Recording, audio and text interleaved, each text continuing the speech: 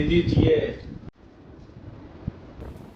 ಭಾರತೀಯ ಜನತಾ ಪಾರ್ಟಿಯ ಮೋದಿಯವರ ಸರ್ಕಾರ ಪೆಟ್ರೋಲ್ ಮತ್ತು ಡೀಸೆಲ್ ಬೆಲೆಯನ್ನ ವಾರದಲ್ಲಿ 2 ಬಾರಿ ಏರಿಕೆ ಮಾಡಿದ್ದಾರೆ. ಈ ಹಿಂದೆ ಮನಮೋಹನ್ ಸಿಂಗ್ ಕಾಲದಲ್ಲಿ ಕಾಂಗ್ರೆಸ್ ಸರ್ಕಾರ ಇದ್ದಾಗ 40-50 ಏರಿಕೆ ಮಾಡಿದಾಗ ದೊಡ್ಡ ಒಂದು ಬೃಹದಾಕಾರದಾಗಿರ್ತಕ್ಕಂಥ ಒಂದು ಧರಣಿಗಳನ್ನ ರ್ಯಾಲಿಗಳನ್ನ ಬಿಜೆಪಿ ಮಾಡ್ತಾ ಇದೆ. ಗ್ಯಾಸ್ ಬೆಲೆ 416 ರೂಪಾಯಿಯಿಂದ 430 ಮಾಡಿದಾಗ ಇವತ್ತು ನಮ್ಮ ಭಾರತ ದೇಶದ ಮಂತ್ರಿಯಾಗಿರ್ತಕ್ಕಂಥ ಶೋಭಾ ಕರಂದ್ಲಾಜೆ ಅವರು ಗ್ಯಾಸ್ ಸಿಲಿಂಡರ್ನ ತಲೆ ಮೇಲೆ ಹೊತ್ತು ಪ್ರತಿಭಟನೆ ಮಾಡಿದರು. ಇವತ್ತು ಕಮರ್ಷಿಯಲ್ ಗ್ಯಾಸನ್ನ ಒಂದು ದಿವಸದಲ್ಲಿ 1000 ರೂಪಾಯಿ ಜಾಸ್ತಿ ಮಾಡಿದ್ದಾರೆ. ಜೊತೆಗೆ ಇವತ್ತೇನು ಡೊಮೆಸ್ಟಿಕ್ ಗ್ಯಾಸ್ ಇದೆ ಅದರ ಕೂಡ ಇವತ್ತು 1100 ರೂಪಾಯಿಗೆ ಮುಟ್ಟಿಸಿದ್ದಾರೆ.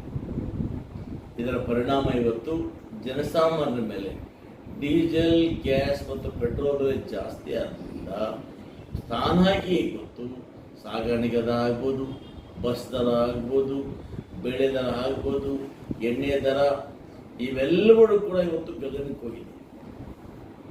ಇವೆಲ್ಲವನ್ನು ಮರೆಮಾಚಲಿಕ್ಕೆ ಇವತ್ತು ನಮ್ಮ ಮೋದಿಜಿಯವರು ಹೇಳ್ತಾ ಇದ್ರು, ಇನ್ಮೇಲೆ ನೀವೆಲ್ಲ ಕೂಡ ಪೆಟ್ರೋಲ್ ಡೀಸೆಲ್ನ ಮಿತ ಬಳಕೆ ಮಾಡಿ, ವಿದೇಶ ಪ್ರಯಾಣವನ್ನು ಕಡಿಮೆ ಮಾಡಿ, ಜೊತೆಗೆ ನೀವೆಲ್ಲ ಕೂಡ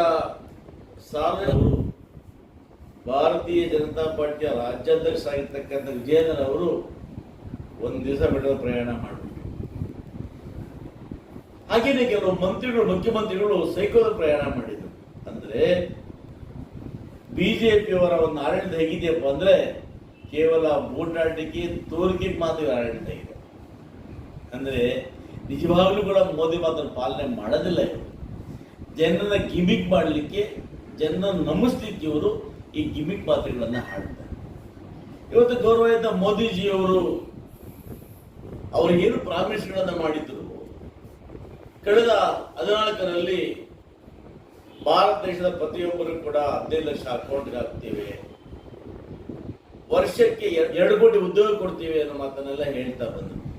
ಆದರೆ ಇದುವರೆಗೂ ಇವತ್ತೆಲ್ಲ ಪ್ರೈವೇಟ್ ಕಂಪ್ನಿಗಳೆಲ್ಲ, ಸರ್ಕಾರಿ ಸ್ವಾಮ್ಯದ ಕಂಪ್ನಿಗಳೆಲ್ಲ ಪ್ರೈವೇಟ್ ಅವರಿಗೆ ಮಾರಿ ಇವತ್ತು ಆ ವಿದ್ಯಾವಂತ ಯುವಕರಿಗೆ ಕೆಲಸ ಇದ್ದ ರೀತಿಯಲ್ಲಿ ಮಾಡತಕ್ಕಂಥ ಗೌರವಾನ್ವಿತ ಕೀರ್ತಿ ಇದ್ರೆ ಅದು ಗೌರವಾನ್ವಿತ ಮೋದಿಜಿಯವರು. ಇಷ್ಟೆಲ್ಲ ಇವತ್ತು ಡಾಲರ್ ಮುಂದೆ ರೂಪಾಯಿ ಇವತ್ತು 96 ರೂಪಾಯಿ ಹೋಗಿದೆ. ಹಿಂದೆ 61 ರೂಪಾಯಿ ಬಂದಾಗ ಬೊಬ್ಬೆ ಹೊಡಿತಾ ಇದ್ರು. ಓ ಇಂಡಿಯಾ, ನಮ್ಮ ಇಂಡಿಯಾ ಅಧೋಗತಿ ಬರ್ತಾ ಇದೆ ಅಂತ ಬೊಬ್ಬೆ ಹೊಡಿತಾ ಇದ್ರು. ಇವತ್ತು 96 ಹೋಗಿದ್ರೆ ಜನಸಾಮಾನ್ಯರಿಗೆ ಕನ್ಫ್ಯೂಸ್ ಮಾಡ್ತಾರೆ. ಅಂದ್ರೆ 61 ಜಾಸ್ತಿನ 95 ಜಾಸ್ತಿನ, ನಾವು ಮೋದಿ ಬಂದು 95 ಮಾಡಿದ್ದೇನೆ ಅಂತೇಳಿ ಕೆಲವರು ಅಂಧ ಭಕ್ತರು ಹೆಮ್ಮೆಯಿಂದ ಹೇಳ್ಕೊಳ್ತಾರೆ. ಇದು ಜನರಿಗೆ ಇವರು ಯಾಮಾರಿಸೋ ರೀತಿ. ಒಂದು ಕಡೆ ರೂಪಾಯಿ ಮೌಲ್ಯ ಕುಸಿತಾ ಇದೆ, ನಿರುದ್ಯೋಗ ತಾಂಡ ಹಡ್ತಾ ಇದೆ, ಬೆಲೆಗಳ ಗಗನಕ್ಕೆ ಏರ್ತಾ ಇದೆ. ಕರ್ನಾಟಕ ರಾಜ್ಯ ವಸೂಲಿ ಮಾಡ್ತಕ್ಕಂಥ GST ಹಣವನ್ನ ನಮ್ಮ ಪಾಲನೆ ನಮ್ಮ ಕೊಡದೆ ಬಿಹಾರ, ಮಧ್ಯಪ್ರದೇಶದ ಕಡೆ ಹಾಕಿಸ್ತಾ ಇದ್ದಾರೆ. ಇದು ಮೋದಿಯವರ ದುರಾಡಳಿತ, ಜೊತೆಗೆ ಜನಸಾಮಾನ್ಯ ಕೈಗೆ ಎಟಕದೆ ಮಾಡ್ತಕ್ಕಂಥ ಆಡಳಿತ ಇದು. ಇದರಿಂದ ಇವತ್ತು ದಿನೇ ದಿನೇ ಎಲ್ಲ ಬೆಲೆಗಳು ಜಾಸ್ತಿ ಆಗ್ತಾ ಇದ್ದಾರೆ. ಇಷ್ಟೆಲ್ಲ ಮೋದಿಯವರು ಪ್ರಾಮಿಸ್ ಮಾಡಿ ಒಂದನ್ನು ಮಾಡಲಿಲ್ಲ. ಅದನ್ನು ಪ್ರಶ್ನೆ ಮಾಡೋದಿಲ್ಲ ಅವರು. 1 ತಿಂಗಳು ನಮ್ಮ ಗೃಹ ಲೇಟ್ ಆದರೆ ಅದನ್ನು ದೊಡ್ಡ ಇಶ್ಯೂ ಮಾಡಿ ಬೊಬ್ಬೆ ಮಾಡಿದ್ದಾರೆ. ನಾನು ಹೇಳ್ತೀನಿ, ಇವತ್ತು ಗೌರವಾನ್ವಿತ ಬಿಜೆಪಿ ಸರ್ಕಾರದಲ್ಲಿ ಎಲ್ಲ ಟೊಳ್ಳು ಭರವಸೆ. ಕೇಂದ್ರ ಸರ್ಕಾರ ಇವತ್ತು ಕೋಟ್ಯಾಂತರ ಮಕ್ಕಳ ಭವಿಷ್ಯವನ್ನು ಹಾಳು. ಆ ಮಕ್ಕಳು 2 ವರ್ಷಗಳ ಕಾಲ ಕಠಿಣ ವಿದ್ಯಾಭ್ಯಾಸವನ್ನು ಮಾಡಿ ನೀಟ್ ಪರೀಕ್ಷೆಯನ್ನು ಬರೆದು ತನ್ನ ಜೀವನ ರೂಪಿಸ್ಕೋಬೇಕು, ನಾನು ಡಾಕ್ಟರ್ ಆಗಬೇಕು ಅಂತ ಹೊರಟಿದ್ರು. ಎಕ್ಸಾಮ್ ಕೂಡ ಮಾಡಿದ್ರು. ಆದರೆ ಸೆಂಟ್ರಲ್ ಗೌರ್ಮೆಂಟ್ ಅವರ ಬೇಜವಾಬ್ದಾರಿತನದಿಂದ ನೀವು ಆ ಉತ್ತರ ಪತ್ರಿಕೆಗಳನ್ನು ಲೀಕ್ ಮಾಡಿ ಇವತ್ತು ಕೋಟ್ಯಾಂತರ ಮಕ್ಕಳ ಭವಿಷ್ಯವನ್ನು ನೀವು ಹಾಳು ಮಾಡ್ತಾ ಇದ್ದೀರಿ. ಇವತ್ತು ಆ ಕೋಟ್ಯಾಂತರ ಮಕ್ಕಳ ಶಾಪ ಇಡೀ ಸರ್ಕಾರಕ್ಕೆ ನಿಮಗೆ ಹಾಕ್ತದೆ. ಇದು ಅಸಮರ್ಥ ಸರ್ಕಾರ. ಮಕ್ಕಳ ಭವಿಷ್ಯ ರಕ್ಷಣೆ ಮಾಡೋದಕ್ಕೆ ವಿಫಲವಾಗಿರ್ತಕ್ಕಂಥ ಅಸಮರ್ಥ ಸರ್ಕಾರ ಈ ಮೋದಿಯವರ ಸರ್ಕಾರ. ಇವತ್ತು ನೀವು ಮಕ್ಕಳ ಭವಿಷ್ಯವನ್ನು ನಾಶ ಮಾಡಿದ್ದೀರಿ, ಅವರ ಕನಸುಗಳನ್ನು ಚೂರು ಮಾಡಿದ್ದೀರಿ. ಇದು ನಿಮಗೆ ಶಾಪ, ಅವರ ಕುಟುಂಬದವರ ಆ ಮಕ್ಕಳ ಶಾಪ ಖಂಡಿತ ಕೂಡ ತಟ್ಟುತ್ತೆ ಅಂತ ನಾನು ಹೇಳೋದಕ್ಕೆ ಇಚ್ಛೆ ಪಡ್ತೇನೆ. ಅವರು ಭಾರತೀಯ ಜನತಾ ಪಾರ್ಟಿಯ ರಾಜ್ಯಾಧ್ಯಕ್ಷರಾಗಿರ್ತಕ್ಕಂಥ ವಿಜಯೇಂದ್ರ ಅವರು ಒಂದು ದಿವಸ ಬಿಡೋ ಪ್ರಯಾಣ ಮಾಡಿಬಿಟ್ರು. ಹಾಗೇನೆ ಕೆಲವು ಮಂತ್ರಿಗಳು, ಮುಖ್ಯಮಂತ್ರಿಗಳು ಸೈಕಲ್ ಪ್ರಯಾಣ ಮಾಡಿದ್ರು. ಅಂದ್ರೆ ಬಿಜೆಪಿಯವರ ಒಂದು ಆಡಳಿತ ಹೇಗಿದೆಯಪ್ಪ ಅಂದ್ರೆ ಕೇವಲ ಬೂಟಾಟಿಕೆ, ತೋರಿಕೆ ಮಾತ್ರ ಆಡಳಿತ ಇದೆ. ಅಂದ್ರೆ ನಿಜವಾಗ್ಲೂ ಕೂಡ ಮೋದಿ ಮಾತ್ರ ಪಾಲನೆ ಮಾಡೋದಿಲ್ಲ. ಇವರು ಜನರನ್ನ ಗಿಮಿಕ್ ಮಾಡಲಿಕ್ಕೆ, ಜನರನ್ನು ನಂಬಿಸ್ಲಿಕ್ಕೆ ಇವರು ಈ ಗಿಮಿಕ್ ಮಾತುಗಳನ್ನು ಹಾಡ್ತಾರೆ. ಇವತ್ತು ಗೌರವಾನ್ವಿತ ಮೋದಿಜಿಯವರು ಅವರಿಗೇನು ಪ್ರಾಮಿಸ್ಗಳನ್ನು ಮಾಡಿದ್ರು, ಕಳೆದ 14ರಲ್ಲಿ ಭಾರತ ದೇಶದ ಪ್ರತಿಯೊಬ್ಬರು ಕೂಡ 15 ಲಕ್ಷ ಅಕೌಂಟ್ಗೆ ಹಾಕ್ತೇವೆ, ವರ್ಷಕ್ಕೆ 2,000 ಯುವಕರಿಗೆ ಉದ್ಯೋಗ ಕೊಡ್ತೀವಿ, 2,000 ಕೋಟಿ 2 ಕೋಟಿ ಉದ್ಯೋಗ ಕೊಡ್ತೀವಿ ಅನ್ನೋ ಮಾತನ್ನೆಲ್ಲ ಹೇಳ್ತಾ ಬಂದರು. ಆದರೆ ಇದುವರೆಗೂ ಇವತ್ತೆಲ್ಲ ಪ್ರೈವೇಟ್ ಕಂಪ್ನಿಗಳನ್ನ, ಸರ್ಕಾರಿ ಸ್ವಾಮ್ಯದ ಕಂಪ್ನಿಗಳನ್ನ ಪ್ರೈವೇಟ್ ಅವ್ರಿಗೆ ಮಾರಿ ಇವತ್ತು ಆ ವಿದ್ಯಾವಂತ ಯುವಕರಿಗೆ ಕೆಲಸ ಇದ್ದ ರೀತಿಯಲ್ಲಿ ಮಾಡತಕ್ಕಂಥ ಗೌರವಾನ್ವಿತ ಕೀರ್ತಿ ಅರ್ಹ ಇದ್ರೆ ಅದು ಗೌರವಾನ್ವಿತ ಮೋದಿಜಿಯವರು. ಇಷ್ಟೆಲ್ಲ ಇವತ್ತು ಡಾಲರ್ ಮುಂದೆ ರೂಪಾಯಿ ಇವತ್ತು 96 ರೂಪಾಯಿ ಹೋಗಿದೆ. ಹಿಂದೆ 61 ರೂಪಾಯಿ ಬಂದಾಗ ಬೊಬ್ಬೆ ಹೊಡಿತಾ ಇದ್ರು. ಓ ಇಂಡಿಯಾ, ನಮ್ಮ ಇಂಡಿಯಾ ಅಧೋಗತಿ ಬರ್ತಾ ಇದೆ ಅಂತ ಬೊಬ್ಬೆ ಹೊಡಿತಾ ಇದ್ರು. ಇವತ್ತು 90ವರೆಗೂ ಹೋಗಿದ್ರೆ ಜನಸಾಮಾನ್ಯರಿಗೆ ಹೇಗೆ ಕನ್ಫ್ಯೂಸ್ ಮಾಡ್ತಾರೆ ಅಂದ್ರೆ 61 ಜಾಸ್ತಿನ 95 ಜಾಸ್ತಿನ, ನಾವು ಮೋದಿ ಬಂದು 95 ಮಾಡಿದ್ದೇನೆ ಅಂತೇಳಿ ಕೆಲವರು ಅಂಧ ಭಕ್ತರು ಹೆಮ್ಮೆಯಿಂದ ಹೇಳ್ಕೊಳ್ತಾರೆ. ಇದು ಜನರಿಗೆ ಇವತ್ತು ವ್ಯಾಪಾರದ ರೀತಿ. ಒಂದು ಕಡೆ ರೂಪಾಯಿ ಮೂಲ್ಯ ಕುಸಿತ ಇದೆ, ನಿರುದ್ಯೋಗ ತಾಂಡ ಹಡ್ತಾ ಇದೆ, ಬೆಲೆಗಳ ಗಗನಕ್ಕೆ ಏರ್ತಾ ಇದೆ. ಕರ್ನಾಟಕ ರಾಜ್ಯ ವಸೂಲಿ ಮಾಡ್ತಕ್ಕಂಥ GST ಹಣವನ್ನ ನಮ್ಮ ಪಾಲನೆ, ನಮ್ಮ ಕೊಡದೆ ಬಿಹಾರ, ಮಧ್ಯಪ್ರದೇಶದ ಕಡೆ ಹಾಕಿಸ್ತಾ ಇದ್ದಾರೆ. ಇದು ಮೋದಿಯವರ ದುರಾಡಳಿತ, ಜೊತೆಗೆ ಜನಸಾಮಾನ್ಯ ಕೈಗೆ ಎಟಕದೆ ಬರ್ತಕ್ಕಂಥ ಆಡಳಿತ ಇದು. ಇದರಿಂದ ಇವತ್ತು ದಿನೇ ದಿನೇ ಎಲ್ಲ ಬೆಲೆಗಳು ಜಾಸ್ತಿ ಆಗ್ತಾ ಇದ್ದಾರೆ. ಇಷ್ಟೆಲ್ಲ ಮೋದಿಯವರು ಪ್ರಾಮಿಸ್ ಮಾಡಿ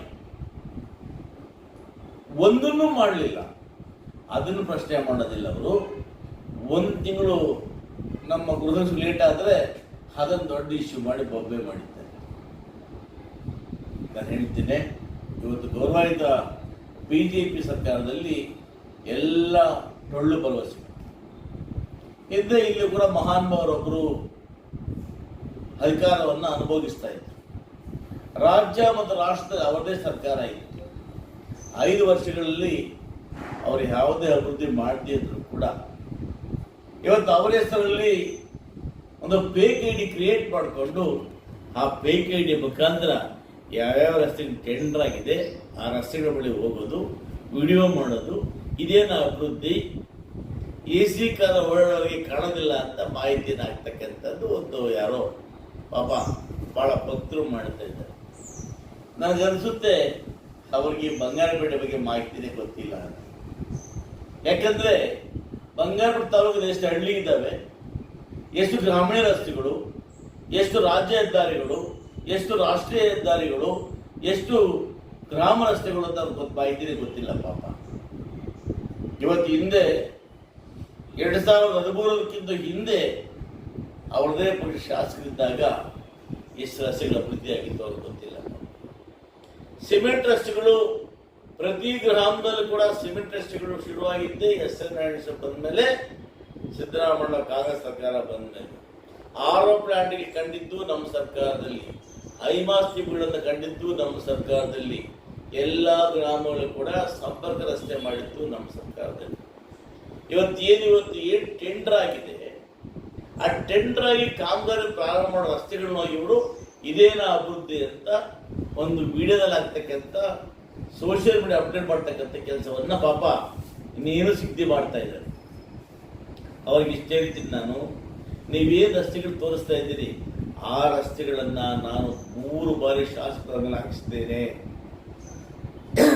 ನಿಮಗೆ ಬಹುಶಃ ಆ ಡಾಂಬರೀಕರಣ ಮಾಡಬೇಕಾದ್ರೆ ಆ ರಸ್ತೆಗಳ ಆಯುಷ್ ಎಷ್ಟು ನಿಮ್ಗೆ ಗೊತ್ತಿಲ್ಲ ಅಂತ ಕಾಣ್ತದೆ. ನಾನು ಶಾಸಕರಾದ ಮೇಲೆ 3 ಬಾರಿ ರಸ್ತೆಗಳನ್ನು ಮಾಡಿದ್ದೀನಿ. ಇವತ್ತು ಕೂಡ ನೀವು ಹೇಳ್ತಾ ಇರೋ ರಸ್ತೆಗಳೆಲ್ಲ ಕೂಡ ಟೆಂಡರ್ ಆಗಿದ್ದಾವೆ, ವರ್ಕ್ ಆರ್ಡ್ ಇಶ್ಯೂ ಆಗಿದೆ, ಕೆಲಸ ಪ್ರಾರಂಭ ಮಾಡ್ತಾರೆ. ಅಭಿವೃದ್ಧಿಯನ್ನ ಎಸ್.ಎನ್. ನಾರಾಯಣಸ್ವಾಮಿ ನಿಮ್ಮಿಂದ ಹೇಳಿಸ್ಕೊಳ್ಳಾಗತ್ತೆ ಇಲ್ಲ. ಯಾಕಂದ್ರೆ ಈ ನಮ್ಮ ಕ್ಷೇತ್ರದ ಪುತ್ತೂರು ಹೋಬಳಿಯಿಂದ ಹಿಡಿದು ದೋಣಿಮಡುಗು ತನಕ, ಈ ಕಡೆ ಆಂಧ್ರ ಬಾರ್ಡರ್ನ ಹಿಡಿದು ತಮಿಳುನಾಡು ಬಾರ್ಡರ್ ತನಕ ಎಸ್.ಎನ್. ನಾರಾಯಣಸ್ವಾಮಿಗೆ ಪ್ರತಿ ಹಳ್ಳಿ ಗೊತ್ತು, ಪ್ರತಿ ಹಳ್ಳಿಯಲ್ಲಿ ಯಾವ ಕೆಲಸ ಬಾಕಿ ಇದೆ ಅಂತ ಗೊತ್ತು, ಪ್ರತಿ ರಸ್ತೆ ಗೊತ್ತು. ಏನಾದ್ರೂ ಕೂಡ ಇತಿಹಾಸದಲ್ಲಿ ಪ್ರತಿ ಹಳ್ಳಿಗೂ ಸಂಪರ್ಕ ರಸ್ತೆ ಮಾಡಿದ್ರೆ ಅದು ಎಸ್.ಎನ್. ನಾರಾಯಣಸ್ವಾಮಿ ಕಾಲದಲ್ಲಿ, ಕಾಂಗ್ರೆಸ್ ಕಾಲದಲ್ಲಿ ಆಗಿರ್ತಕ್ಕಂಥದ್ದನ್ನ ದಯಮಾಡಿ ಆ ಯೂಟ್ಯೂಬ್ ಅಲ್ಲಿ ಫೇಸ್ಬುಕ್ ಆಗ್ತಕ್ಕಂಥ ಅರ್ಥ ಮಾಡ್ಕೋಬೇಕು. ಅವ್ರು ಯಾರೋ ಗೊತ್ತಿಲ್ಲ, ನಾನು ನೋಡೋದಕ್ಕೆ ಆ ಒಂದು ಕ್ಲಾರಿಫಿಕೇಶನ್ ಕೊಡ್ತಾ ಇದ್ದೀನಿ.